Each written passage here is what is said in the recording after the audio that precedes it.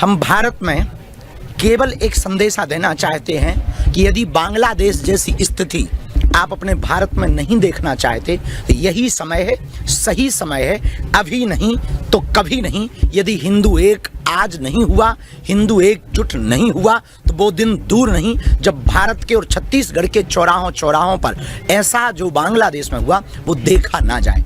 कांकेर की स्थिति पर भी हम कहना चाहेंगे, जो हुआ अच्छा नहीं हुआ, पर हिंदुओं ने एकता दिखाई, उसके लिए समस्त हिंदुओं को साधुवाद, धन्यवाद। पूरे छत्तीसगढ़ में शांति हो, छत्तीसगढ़ में उन्नति हो, भारत विश्व गुरु बने। और जब तक भारत हिंदू राष्ट्र नहीं हो जाएगा हम यात्राएं करते रहेंगे। छत्तीसगढ़ की यात्रा उधार है। धर्मांतरण का मुद्दा लगातार छत्तीसगढ़ में, आपने कांकेर का जिक्र किया, कल छत्तीसगढ़ बंद भी था और धर्मांतरण को लेकर काफी दिक्कतें हो रही है। पहले बस्तर और सरगुजा संभाग में सीमित था, अब शहरी क्षेत्रों में भी धर्मांतरण। भारत में कैंसर से ज्यादा खतरनाक मतांतरण और धर्मांतरण है।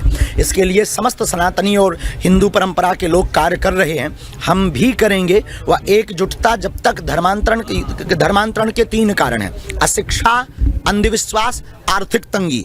तो जो समृद्ध हिंदू हैं उन्हें तीनों सिद्धांतों से हिंदुओं को पुष्ट करना पड़ेगा। जो बहुत समृद्ध हिंदू हैं, जो निम्न हिंदू हैं, जिनकी आर्थिक तंगी है, वो धर्मांतरण के प्रति बहुत जल्दी लालच में आ जाते हैं। अशिक्षा यानी जागृति की आवश्यकता है। अंधविश्वास फैलाकर पूजा पाठ के नाम पर वो लोग मतांतरण करवाते हैं। हम पूजा पाठ के विरोधी नहीं हैं, हम पूजा पाठ के नाम पर धर्मांतरण के विरोधी हैं। इसकी कठोर प्रतिक्रिया होनी चाहिए और सब हिंदुओं को मिलकर इसका सामना करना चाहिए। ये कब तक जारी रहेगा महाराज जी, कैसा?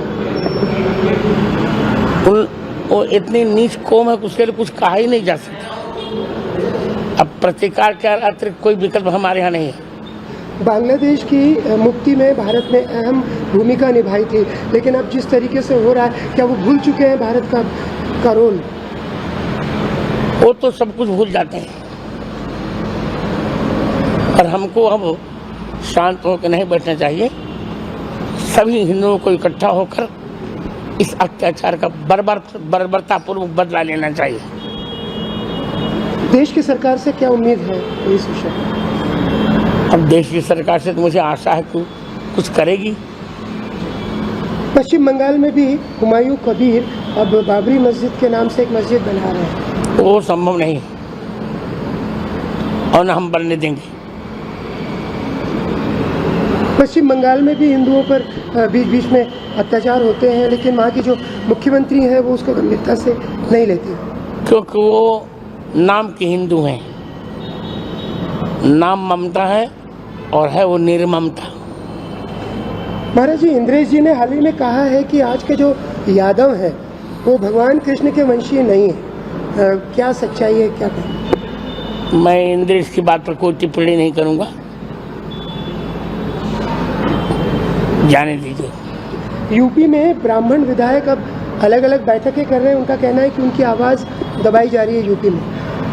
हाँ, करना चाहिए।